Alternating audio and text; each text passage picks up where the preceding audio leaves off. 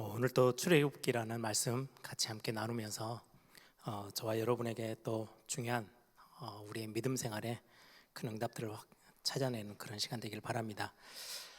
그리고 내일 모레 돌아오는 주일에는 우리가 성찬을 하게 되죠. 지난주 강단 말씀 같이 나눴던 것처럼 여러분들 개인으로 성찬의 최고의 축복들을 여러분들의 말씀 속에서 또 여러분들이 성찬에 참여하면서 실제 응답들을 확인하는 그런 또 축복된 주일이 되기를 바랍니다. 오늘 출애굽기 13장 함께 같이 보겠습니다.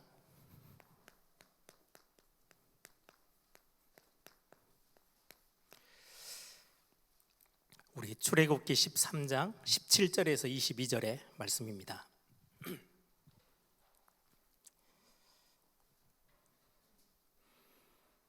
이제 6월절을 통과해서 10가지 재앙과 함께 6월절을 통과해서 애굽에서 이제 나오게 되죠.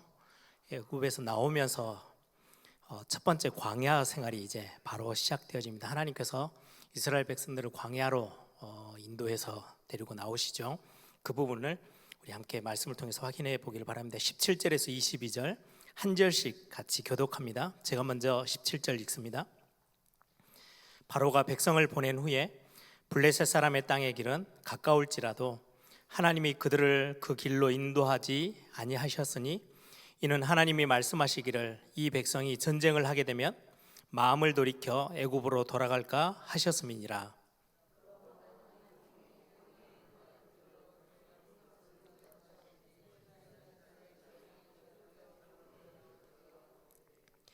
모세가 요셉의 유고를 가졌으니 이는 요셉이 이스라엘 자손으로 단단히 맹세하게 하여 이르기를 하나님이 반드시 너희를 찾아오시리니 너희는 내 유고를 여기서 가지고 나가라 하였음이더라. 우리 21절 22절 같이 읽습니다. 여호와께서 그들 앞에서 가시며 낮에는 구름 기둥으로 그들의 길을 인도하시고 밤에는 불 기둥을 그들에게 비추사 낮이나 밤이나 진행하게 하시니 낮에는 구름 기둥 밤에는 불 기둥이 백성 앞에서 떠나지 아니하니라. 아멘. 우리 가끔 신앙생활하면서 그런 질문하죠. 아니 예수 믿고 예수님을 구주로 영접하고 하나님의 자녀가 되어졌으면 천국 가는 그날까지 크게 어려움 없이 좀 편안하게 우리 신앙생활을 하고 또 인도받을 수 있지 않을까? 왜 하나님은 나를 자꾸 문제 속으로 어려움 속으로 우리를 인도하시지? 라고 우리는 질문할 때가 있습니다. 좀 쉽게 가면 좋을 건데 왜 쉽지 않은 길을 우리에게 자꾸 이렇게 만나게 하시는지 그런 질문들을 합니다. 구원 받고 하나님의 자녀가 됐으면 좀 신앙생활 좀 편했으면 좋겠는데 왜 자꾸 하루 걸러 하루 계속해서 우리에게 문제가 다가오고 이런저런 많은 기도의 제목들이 생기는지 모르겠다, 이런 질문들을 합니다. 그 질문을 오늘 성경을 통해서 보면 딱 이스라엘 백성들이 하고 있는 질문입니다. 하나님이 이스라엘 백성들을 예를 들면 굉장히 쉽게 인도하는 길로 가면 한 일주일에서 2주일, 2주, 3주 멀어봤자 한 달이면 가나안 땅을 도착할 수 있어요. 애굽에서 나오면. 그런데 40년을 광야에서 계속해서 광야길은 쉬운 길이 아니잖아요. 먹는 거, 자는 거, 입는 거 모든 게 다 불편하고 곳곳에 위기가 도사리는 현장인데 하나님은 그 길로 이스라엘 백성들 구원 6월절을 통과해서 이제 하나님의 백성으로 딱 붙잡은 하나님의 백성들을 그 길로 그렇게 인도하셔요. 이제 그 부분들을 오늘 같이 함께 확인해 보려고 합니다. 하나님이 이스라엘 백성들을 광야 생활로 인도하시거든요. 이 부분들을 오늘 같이 함께 보려고 합니다. 제가 그림은 잘 못 그리는데 그림을 하나 그려볼게요.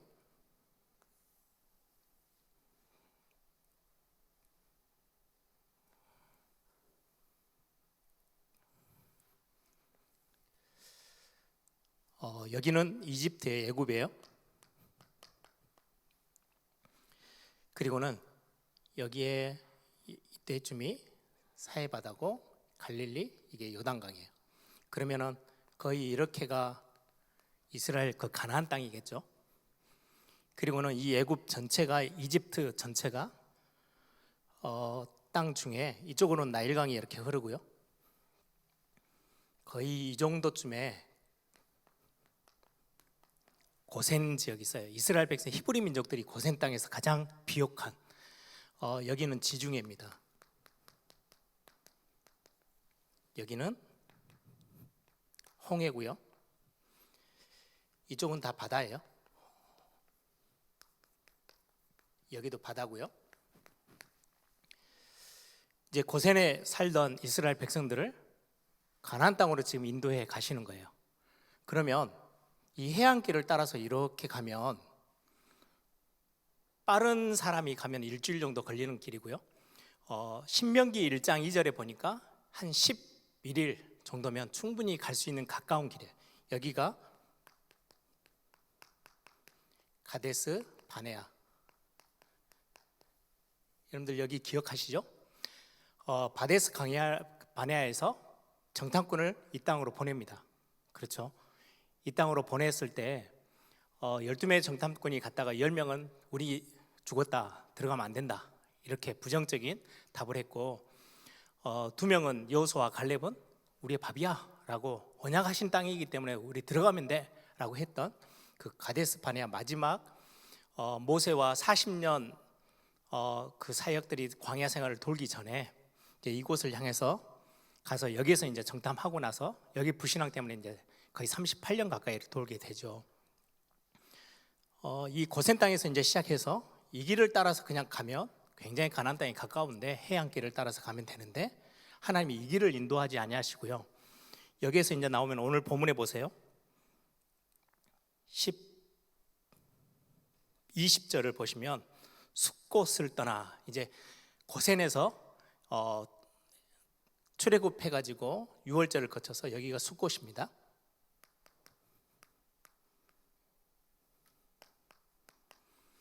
이제 아직 홍해바다를 건너지는 않았어요. 숫곳을 지나서 광야 끝 에담에 장막을 치니, 에담은 한 이 정도쯤 될 거예요. 이제 이쪽에서 이렇게 통과했어요. 그리고는 3일 길을 이제 홍해바다를 건너고 나서 3일 길을 걸어와서 물이 너무 써서 못 먹겠다고 또 원망불평했던 그곳이 마라라는 지역이에요. 그럼 이렇게 통과했다는 말이죠. 여기 홍해바다를 건넜어요. 그리고 나서 많은 학자들이 이제 내용이 왔다 갔다 하는데, 바로 이쪽으로 올라갔다, 아니면 그래서 시내산이 이때쯤 있다, 뭐 여러 가지 하는데, 지금 시내산에 지금의 현대에는 여기에 시내산이 있어요. 여기 시내산은 시내산 언약 이렇게 해서 돌판 12계명을 받고 하나님과 이스라엘 백성들이 언약을 맺었던 곳이 시내산이죠. 그래서 다음 주에 나는 시내산에 대한 부분들 그 다음에는 좀 같이 말씀을 나눌 건데요. 그러면은 이렇게 와서 이 시내산으로 갔다는 말이에요. 그리고 나서 언약을 맺고 다시금 위로 올라와서 여기서 좀 돌아요. 그리고는 이제 가데스 바네아로 올라가서 정탐꾼을 보내게 되어지는, 거의 한 1년 반에서 2년 가까이 이렇게 가고, 나머지는 이제 거의 광야에서 40년을 살게 됩니다. 하나님이 이제 이쪽으로 이렇게 홍해바다를 건너게 하시고 인도하셔서, 그냥 홍해바다도 필요 없고 그냥 바로 건너갔으면 이 길로 가면 훨씬 빠르고 편안한 길이 될 건데 왜 광야길로 인도하셨을까요? 그게 이제 오늘의 질문이고, 오늘 성경을 통해서 답을 우리는 좀 찾아보려고 합니다.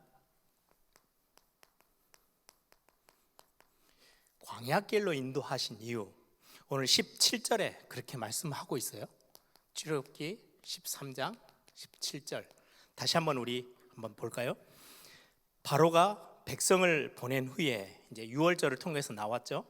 블레셋 사람의 땅의 길은 가까울지라도 하나님이 그들을 그 길로 인도하지 아니하셨으니 이는 하나님이 말씀하시기를 이 백성이 전쟁을 하게 되면 마음을 돌이켜 애굽으로 돌아갈까 하셨음이니라. 이쪽 우리 사무엘상 공부하면서 블레셋이 계속 나오죠. 사무엘 시대 사울, 다윗, 계속해서 공격해왔던 블레셋이 해안 쪽을 끼고 도시를 형성하고 있는 민족이 블레셋이에요.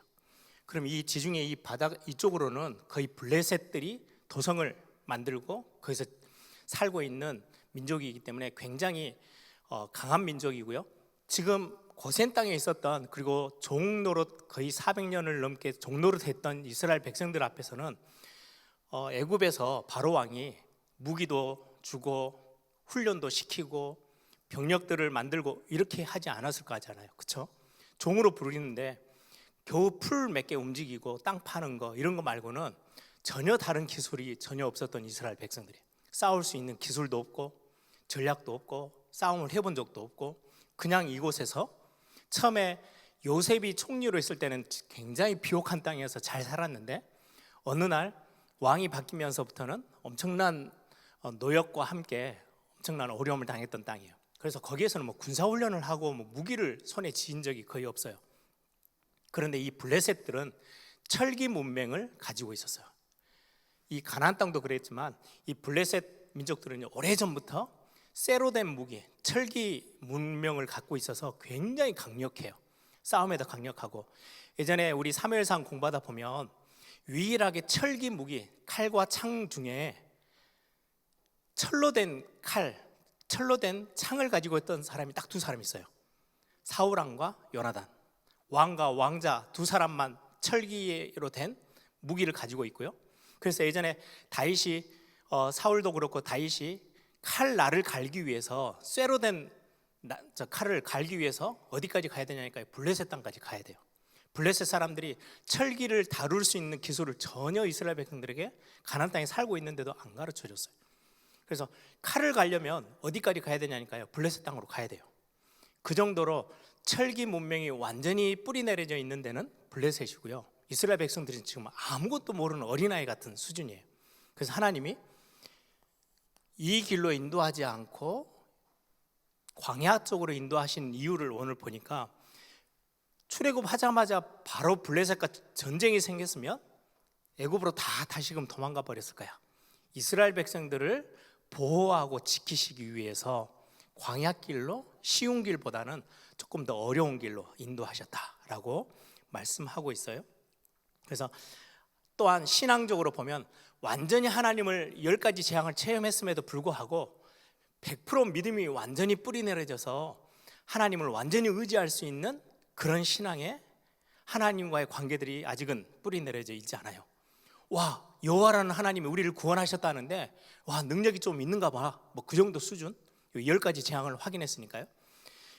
홍해를 건너면서 아말렉과의 싸움에서 승리하면서 여러 가지 광야에서의 어떤 그런 많은 일들을 통해서 하나님이 하나님 되심을 바라보고 이해하고 인정하고, 그제서야 신앙의 뿌리가 내려져 가는 그 이스라엘 백성들의 어떤 과정을 보면 하나님은 일부러 지금 광야로 이스라엘 백성들을 인도해 가는 것, 그렇게 설명하고 있습니다. 신명기 32장에 보면 독수리가 새끼를 교육하는데 처음에는 날개짓을 할 만한 힘이 없어요. 그러면 먹이를 주고 이제 태어나서 얼마 안 되는 새끼 독수리를 새 중에 가장 최고의 높은 곳을 날면서 새 중에 왕으로 군림하려면 날개 힘이 있어야 되잖아요. 가장 높은 곳으로 올라가려니까요, 날개짓이 엄청 힘이 있어야 돼요. 그래서 어미새가 독수리를 훈련하는 과정이 잠깐 성경에 나오죠. 신명기 32장에 하나님이 너희들을 그렇게 지금 이스라엘 백성들, 하나님의 백성들을 훈련했어. 저 높은 곳에서요 떨어뜨려요. 그럼 이제 막 살려고 얼마나 바둥거리겠어. 새끼가 막 날개짓을 해요. 근데 날 수가 없어요. 그럼 밑에서 딱 날개로 받아요. 다시 또 올라가요. 수도 없이 반복해 가면서 날개의 힘을 엄청나게 힘있게 길러내요. 그래서 어느 정도 이제 장성하면 그 날개의 힘 가지고요 저 높은 곳까지 올라가도록 내가 너희들을 광야에서 그렇게 훈련했어 라고 신명기서에 하나님이 직접 그렇게 말씀하고 있어요.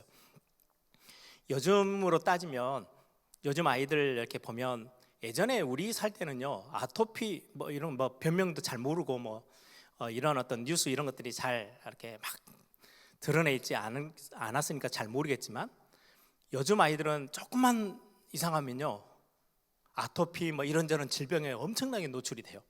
우리는 제 때만 해도요, 우리 어르신들보다는 훨씬 젊은 세대인데도 불구하고 거의 뭐 길거리에서 구슬치기 하고 자치기 하고 막 그렇게 다 놀았어요. 땅 따먹기 하고.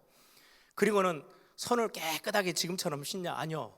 그 흙에서 놀다가 그 손가락 빨고 그것으로 음식 먹고, 그러다 보니까 몸에 굉장히 면역성이, 몸이 다 이겨낼 만한 면역성을 갖추고 있으니까 다른 질병이 들어와도 견뎌내요. 이겨내요, 몸이. 요즘은 예를 들면 손발을 얼마나 잘 씻는지, 깨끗하고 또 환경도 그러니까요. 그러다 보니까 어린아이들에게 조그만한 질병이 들어오면 못 견뎌내는 거예요. 의사들이 그렇게 하잖아요. 마스크를 쓰면 되게 감기나 이런 거에 대해서 잘 막아낼 수 있대요.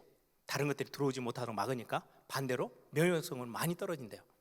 그럴 수밖에 없는 게, 몸에 들어오는 것들을 차단을 해버리니까 빠르게 질병 생기는 거는 막을 수 있어요. 그런데 내 몸이 그것들을 이겨내고 싸워서 면역성이 커지는 부분에 있어서는 약점이 될 수 있대요. 이게 장점도 있고 약점도 있대요. 잘 스스로가 그것들을 잘 조절을 해야 한다. 뭐 의사들도 그렇게 이야기하는 것처럼, 어릴 때 어떤 문제를 만나서 잘 버텨내느냐. 요즘 시대하고 다르게 옛날 어르신들은요, 굉장히 시대가 어려웠는데 다 버티고 살아남으셨어요. 그게 힘이에요. 인생의 힘. 그런 것처럼 이스라엘 백성들을 빠르게 그냥 아주 간단하게 쉽게 가나안 땅에 들어갔으면 가나안 땅에서 완전히 다 무너졌을 거예요. 싸움도 못하고. 근데 하나님은 그들을 이 광야에서 굉장한 힘을 갖추도록 하나님이 인도하신 거죠. 또 하나 한번 찾아볼까요? 신명기 8장 2절. 광야로 하나님이 인도하신 이유를 성경에 기록하고 있습니다. 신명기 8장 2절, 우리 찾으셨으면 같이 한 목소리로 읽겠습니다. 내 하나님 여호와께서 이 40년 동안에 내게 광야길을 걷게 하신 것을 기억하라.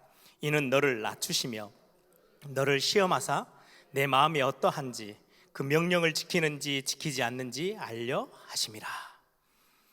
아직은 어린 신앙, 하나님을 의지하는 것들이 아직은 어리기 때문에 하나님이 보호하시기 위해서 광야길로 인도하신 부분도 있고, 또 하나는 이스라엘 백성들이 굉장히 셌어요. 하나님은 온데간데였고 자기 주장이 굉장히 강하고 자기 힘만을 의지하고, 그래서 하나님이 그들을 좀 낮추시고, 그들을 하나님이 계속해서 아브라함을 테스트하듯이 테스트해서 시험을 줘서 뭔가 진짜 것들을 손에 쥐게 하시기 위해서 하나님이 일부러 광야로 보내셨다라고 말씀합니다. 어떠했길래 하나님이 이스라엘 백성들을 좀 낮추려고 겸손하게 만드시려고 하셨을까요? 광야에는요, 자기가 원하는 걸 다 얻을 수가 없어요. 혼자서는 살아남을 수가 없어요. 그러다 보니까 굉장히 결핍해요. 없는 게 많고 누군가를 의지해야만 거기선 살아남을 수 있는 환경이에요. 환경 자체가 광야가. 하나님이 우리를 신앙생활을 광야교회라고 우리를 소개하듯이 우리가 살아가면서 굉장히 평안하고 굉장히 문제도 없고 예수 믿었더니 너무 모든 문제 만사형통 되어지면 너무 좋겠는데, 만사형통이라고는 하는데 막상 예수 믿고 신앙생활을 시작하니까 이런저런 많은 문제들을 부딪혀요. 왜 그럴까요? 라는 질문을 우리는 하는데, 하나님 우리를 겸손하게, 그리고는 내 힘을 의지하지 않고 진짜 하나님을 의지하고 하나님을 믿는 그 믿음을 우리에게 뿌리내리게끔 하나님이 하시려고 우리를 광야로 인도하신다라고 설명하고 있습니다. 우리 민수기 11장 한번 같이 함께 볼까요?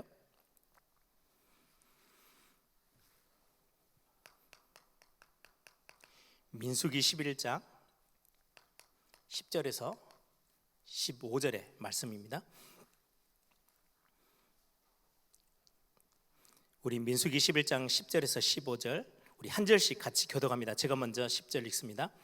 백성의 온 종족들이 각기 자기 장막문에서 우는 것을 모세가 들으니라. 이러므로 여호와의 진노가 심히 크고 모세도 기뻐하지 아니하여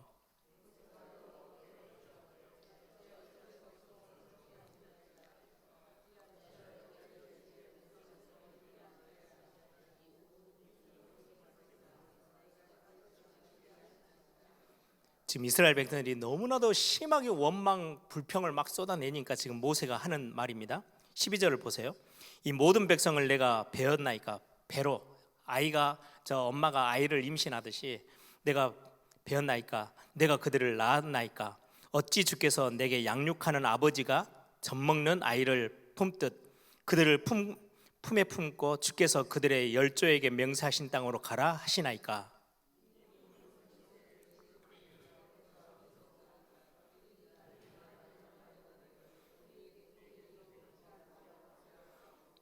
(14, 15절) 같이 읽습니다. 책임이 심히 중하여 나 혼자는 이 모든 백성을 감당할 수 없나이다. 주께서 내게 이같이 행하실진대 구하옵나니 내게 은혜를 베푸사 즉시 나를 죽여 내가 고난당함을 내게 보지 않게 하옵소서. 무슨 말이냐면요, 광야에 내몰리니까 고기가 너무 먹고 싶은데 고기가 없어요. 그래 지금 이스라엘 백성들이 너무 심하게 원망 불평을 하니까 그 모세는 굉장히 큰 인물이잖아요. 그런데 하나님 앞에 어떻게 하소연을 하냐니까, 내가 이 백성들을 낳았습니까? 배 아파서 낳은 백성도 아니고 왜 나한테 내 품에 안겨서 어린아이 젖먹듯이 품고 이들을 가나안 땅까지 인도하라고 하십니까? 내가 지금 오늘 기도하는데 나를 지금 빨리 데려가 주십시오. 나를 죽여주시면 딱 좋겠습니다. 지금 모세의 입장에서 최고의 지도자인데요, 지금 얼마나 이스라엘 백성들이 막 소리를 쳤는지 지금 그렇게 하소연하는 거예요. 그 내용을 앞부분에 잠깐 보시면 11장 1절에 보시니까요, 제가 읽어드릴게요. 여호와께서 들으시기에 백성이 악한 말로 원망하매 여호와께서 들으시고 진노하사 여호와의 불을 그들 중에 붙여서 진영 끝을 사르게 하시매. 그들이 악한 말로 원망 불평을 지금 쏟아내는 거예요. 어떤 말이냐니까요, 4절부터 6절 한번 보세요. 얼마나 재밌는 원망인지. 그들 중에 섞여 사는 다른 인종들이 탐욕을 품음에 이스라엘 자손도 다시 울며 이르되 누가 우리에게 고기를 주어 먹게 하랴. 우리가 애굽에 있을 때에는 값없이 공짜로 생선과 오이와 참외와 부추와 파와 마늘들을 먹은 것이 생각나거들 이제는 우리의 기력이 다하여 이 만나 외에는 보이는 것이 아무것도 없도다. 지금 애굽에서는 종노릇 하긴 했어도 공짜로 파도 먹고 부추도 먹고 마늘도 먹고 그래 좀 이렇게 저렇게 공짜로 얻어 먹었는데 지금 광야에 나오니까 먹을 게 아무것도 없고 만나 매일 똑같은 거 만나만 먹으니 우리가 고기가 너무 먹고 싶어서 그 원망을 악한 말로 막 거의 뭐 모세를 죽이려고 막 달려드니까 모세가 하는 이야기, 이 정도로 굉장히 거세고 센 지금 이스라엘 백성들을 하나님이 광야에서 하나씩 하나씩 겸손케 만드는 거예요. 딱 우리 모습하고 너무 비슷하지 않습니까? 신앙생활 하면서 대단한 큰 이유가 아니에요. 부추 못 먹어서, 참외 못 먹어서, 오이 못 먹어가지고 막 원망하는 거예요. 다른 옆에 있는 사람들은 집도 사고 승진도 하고 뭐 건강하고 이거 뭐 좋은 학교도 가고 다 하는데 나는 왜 하나님 나에게는 응답을 안 주십니까? 뭐 그것 때문에요, 우리는 막 하나님 앞에 불평을 쏟아낼 때가 참 많아요. 광야에서 하나님 이스라엘 백성들을 그렇게 기가 세고 자기중심인 이스라엘 백성들을 하나씩 하나씩 낮춰서 하나님의 백성으로 만들어 나가는 것들을 지금 해 나갑니다. 그 중에 가장 큰 부분이요, 뭔가 부족하게 만드시는 거예요. 나는 부족해요. 그러면 부족하면 누구를 의지해야 돼요? 있는 사람을 의지해야 되잖아요. 하나님을 의지하도록 자꾸 하나님이 이스라엘 백성들을 그쪽 방향으로 지금 끌고 나가시는 것들을 우리가 보게 됩니다. 또 하나의 광야길로 인도하시는 이유, 이 쉬운 길보다는 홍해바다까지 건너가면서 인도하신 굉장히 중요한 이유가 하나 있어요. 다음 장에 나오는 출애굽기 14장에 보면 홍해를 건너는 이야기가 나오는데요, 홍해를 건너고 나서 그걸로 끝나는 게 아니고 애굽의 군대들이, 최고의 군대들이 자기들을 400년 가까이 종노릇하게 만들었던 세상 신, 세상 임금이라고 하는 바로왕의 그 군대가 홍해바다에서 완전히 수장돼서 끝을 내버리는 그 사건을 목도하게 하셔요. 그거는 너희들 종노릇하는 거 이제는 끝났어. 더 이상 너희들을 괴롭히는 거 없어. 흑암의 세력이, 저주의 세력이, 재앙의 세력이 예수 믿기 전에는 너희들의 완전히 세상 신, 세상 임금처럼 너희들 위에 군림해서 너희들을 뒤흔들었을지 몰라도 예수님 믿고 구원받은 하나님의 자녀들, 너희들이 하나님의 자녀라면 더 이상 흑암의 세력, 사단의 세력은 너희들을 공격하지 못해. 십자가에서 내가 다 이루었다라고 말씀하신 것처럼 내가 끝내버렸어. 더 이상 그것 때문에 미련 두지 마.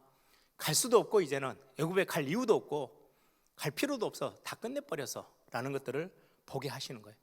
철저히 하나님을 의지하고 믿게끔 만들고 또 진짜로 재앙을 가져다 줬던 그 세력, 사단의 세력이 끝을 냈다라는 것들을 구원받은 이후에 완전 해방을 눈으로 직접 보게 하시는 이유 중에 하나가 그냥 편안하게 땅으로 가도 되는데요, 홍해 바다를 건너게 하세요.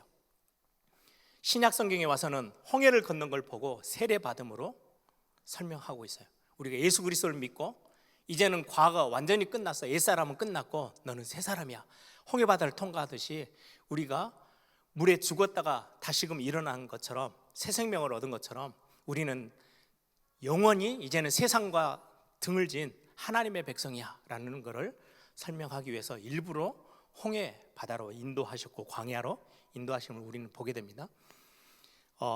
이렇게 하시면서 하나님이 우리들을 향해서 하나님의 방법이 엿볼 수 있어요. 출애굽기 바로 뒷장에 보시면 우리 아까 읽었죠. 13장을 읽었는데요, 14장 바로 뒤에 3절에 보시면 세상의 사람들, 바로왕, 불신자들이 광야에서 막 힘들어하는 모습처럼 광야로 달리는 이스라엘 백성들을 보고 어떻게 평가하냐니까요. 14장 3절에 보시면 바로가 이스라엘 자손에 대하여 말하기를 그들이 그 땅에서 멀리 떠나 광야에 갇힌 바 되었다 하리라. 출애굽기 14장 3절은요, 광야에 이제 저희들은 완전히 갇혀서 끝났어. 죽었네. 완전히 감옥살이 하듯이 광야로 나갔다는 말은 가나안 땅 가면 괜찮은데 광야로 가? 미래가 없어. 완전히 죽은 거야. 더 이상 이제 이 광야로 들어가 버리면 나오지도 못하고 들어가지도 못해 라고 이야기하는 거예요. 신앙생활하고 있는 우리의 모습들을 보면서 야, 어떻게 보면은 믿는 사람들을 보면서 불쌍하다듯이 쳐다봐요. 야, 어떻게 신앙생활 뭔가 하나의 그 토굴 속에 들어가 가지고 꽉 잡혀서 이러지도 저러지도 못하는 신앙생활처럼? 아니에요. 세상 사람들의 기준이라면 하나님은 완전히 다른 방법으로 하나님의 백성들을 인도해 내십니다. 그게 오늘 본문에 있는 출애굽기 13장 21절에서 22절이에요. 우리 다시 한번 같이 보겠습니다. 21절 22절 같이 함께 읽어봅니다. 여호와께서 그들 앞에서 가시며 낮에는 구름 기둥으로 그들의 길을 인도하시고 밤에는 불기둥을 그들에게 비추사 낮이나 밤이나 진행하게 하심이 낮에는 구름 기둥 밤에는 불기둥이 백성 앞에서 떠나지 아니하니라. 아멘. 여기에 구름 기둥, 불기둥. 저는 이 구절을 읽으면 항상 제 후배가 군에 가면서 저한테 쓴 편지가 항상 기억나요. 전에도 말씀드렸죠. 7월 달에 이제 논산의 훈련소로 이제 입대하면서 저한테 이제 형, 저를 위해서 꼭 기도해 주세요. 한참 출애굽기를 이렇게 묵상하던 친구였는데요. 출애굽기에 나온 것처럼 지금 완전 7월 달, 8월 달 딱 내가 훈련 받을 6주간이 완전히 떼약볕인데 가면은 하나님이 기적적으로 이스라엘 백성들을 인도하듯이 낮에는 구름 기둥으로 밤에는 불 기둥으로 날 인도해 달라고 기도해 달라 하더라고요. 알았어 그래 했는데 한 훈련소 거의 끝물쯤 돼서 이제 편지가 왔어요. 저한테. 형님, 기도가 반대로 인도됐습니다. 응답이 반대로 왔대요. 낮에는 불 기둥으로 죽을 뻔했다면서 막 그렇게 이제 써놨더라고요. 하나님의 백성들을 낮에는 구름 기둥, 밤에는 불 기둥으로 인도해 가시는 모습이 오늘 나오는데요. 이 말이 무슨 말입니까? 광야길을 걸어가는 동안에 하나님이 하나님의 백성들을 인도하는 방법이었어요. 구름 기둥과 불 기둥으로. 이게 민수기 9장을 한번 같이 볼 건데요. 민수기 9장 15절에서 23절 우리 한번 같이 읽어 보겠습니다. 민수기 9장 15절부터 23절입니다. 우리 한 절씩 교독합니다. 제가 먼저 읽습니다. 성막을 세운 날에 구름이 성막 곧 증거의 성막을 덮었고 저녁이 되면 성막 위에 불 모양 같은 것이 나타나서 아침까지 이르렀으되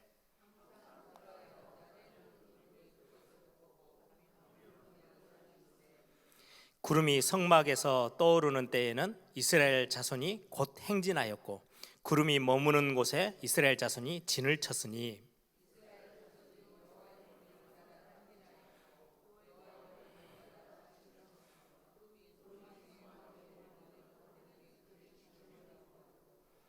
구름이 성막 위에 머무는 날이 오래일 때에는 이스라엘 자손이 여호와의 명령을 지켜 행진하지 아니하였으며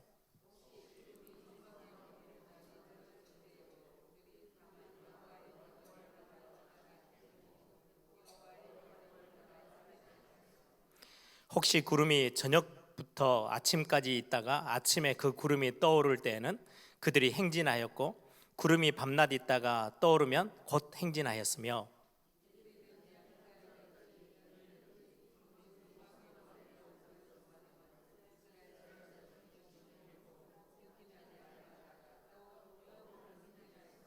23절 같이 읽습니다. 곧 그들이 여호와의 명령을 따라 진을 치며 여호와의 명령을 따라 행진하고 또 모세를 통하여 이르신 여호와의 명령을 따라 여호와의 직임을 지켰더라. 아멘. 무슨 말씀인지 좀 이해가 되시죠? 이제 뭐 구름 기둥이 성막을 덮었다라는 의미도 있고요. 성막에 이렇게 솟아올랐다. 뭐 이렇든 저렇든 성경에서 똑같은 의미로 설명을 하고 있어요. 이스라엘 백성들의 광야 생활이 좀 어땠을까요? 굉장히 평안하지는 않았던 것 같아요. 왜냐하니까 오늘 보니까 이틀, 한 달, 1년 이렇게도 표현하는데요. 구름 기둥이 갑자기 이렇게 딱 솟아올라요. 그러면 천막들, 자기들 잠자던 천막들, 광야길이니까 집을 짓고 사는 건 아니잖아요. 자기들이 찾던 그 천막들 다 접어가지고 기름 기둥이 솟아오르면 이제 이동해야 돼요. 그럼 그 구름 기둥 따라서 이제 움직여요. 하염없이 그 구름 기둥이 인도하는 대로 이제 가는 거예요. 그러다가 멈춰 서요. 그럼 거기에 이제 성막부터 시작해서 자기들 진영을 다 이뤄서 다 펼쳐요. 펼치는데 이게 이틀 만에 다시금 또 구름 기둥이 솟아오르면요 다시 다 펴렸던 거예요. 다시 다 접어가지고 또 움직여야 돼요. 이게 어느 날 야 이곳에서 좀 살만하네 라고 좀 눌러 살아볼까 이렇게 하면 갑자기 구름 기둥이 솟아오르면요 앞뒤 없이 그냥 움직여 가야 돼요. 야 여기 너무 불편해 좀 움직였으면 좋겠어. 근데 거기 하나님이 1년 내내 구름 기둥이 안 움직여요. 그럼 거기서 1년 살아야 돼요. 1년이든 2년이든 살아야 돼요. 그러니까 아침에 눈을 뜨면서 이게 구름 기둥이 솟아 올라오면 뭐 하려다가도 아무것도 자기들이 나름대로 자기 삶을 위해서 뭔가 이것저것 막 그림 그리고 계획 세우고 이게 아무 소용이 없어요. 자기 계획과 상관없이 구름 기둥에 올라서면 가야 돼요. 자기가 또 이틀 뒤에 또 움직이겠지 아무것도 안 하고 있는데 갑자기 1년이 지나가요. 그러니까 자기 계획대로 살 수 없는 땅이 광야예요. 그래서 오늘 본문에 계속 반복돼서 나오는 단어가 있어요. 23절은 거의 뭐 그걸로 결론을 짓고 있는데요. 그들이 여호와의 명령을 따라 여호와의 명령을 따라 진을 치고 명령을 따라 행하고 하나님의 명령을 따라 모든 것들을 인도받았던 시기가 광야 생활이에요. 하나님의 명령을 따라 하나님의 말씀이죠. 이게 신앙생활의 근본이에요. 우리는 나름대로 계획을 다 세워요. 우리 가정과 내 인생과 모든 걸 내 자녀들에 대한 계획 다 세워놨는데요.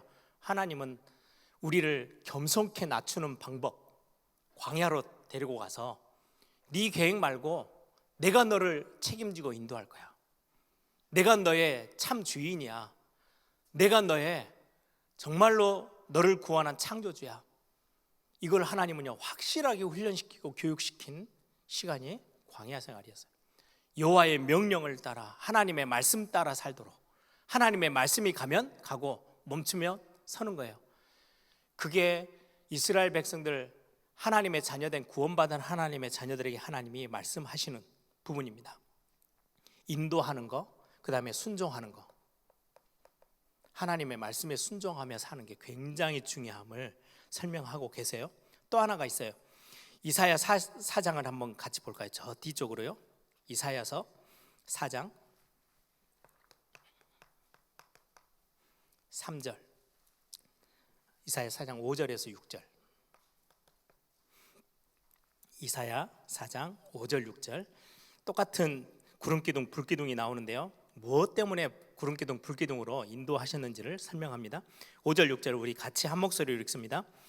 여호와께서 거하시는 온 시온산과 모든 지폐 위에 낮이면 구름과 연기, 밤이면 화염의 빛을 만드시고 그 모든 영광 위에 덮개를 두시며 또 초막이 있어서 낮에는 더위를 피하는 그늘이 지으며 또 풍운을 피하여 숨은 곳이 되리라.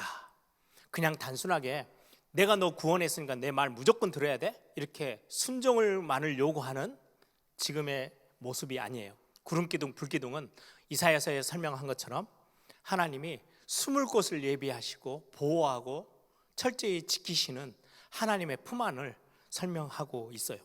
하나님의 은혜와 하나님의 보호하심, 딱 이 장면이 시편 121편에 낮에 해가 너를 상치 못하고 밤의 달을 너를 해치지 못할 거야, 이렇게 말씀하는 것처럼 밤낮으로 어떤 위험 속에 있어도 구름기둥 불기둥 안에 내가 너를 딱 보호하고 숨을 곳이 있도록 내가 모든 것들을 철저히 보호하고 지켜낼 거야.